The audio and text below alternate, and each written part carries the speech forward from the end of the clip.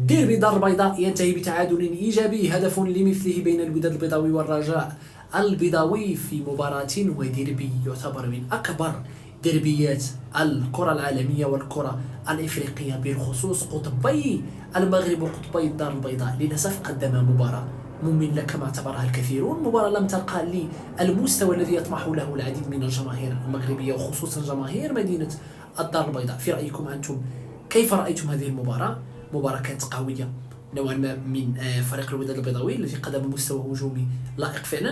لاحظنا مشاكل عديدة لدى فريق الرجاء البيضاوي وصعوبة في بناء الهجمات، عدم تطور الفريق مع سامبينتو، بينما فريق الوداد كان جيدا هجوميا ولديه العديد من الأخطاء دفاعيا. العديد من الانتقادات للمنظومة التحكيمية لهذه المباراة، وانتقد الكثيرون الحكم كريم صبري لاعتباره هذه اللقطة بطاقة صفراء فقط، واعتبرها الكثيرون والكثيرون أنها تستحق بطاقة حمراء وليس صفراء. في وجهة نظركم أنتم تروها بطاقة حمراء؟ وهل تروا فعلا التدخل عنيف وتدخل يستحق فعلا الطرد والبطاقة الحمراء أمام اللاعب محسن بودة؟ في رأيكم اكتبوا لي في التعليقات كيف رأيتم الديربي، هل فعلا رقى أو وصل للمستوى الذي كانت تطمح له الجماهير؟ لا تنسوا متابعتي، زياد بن يوسف.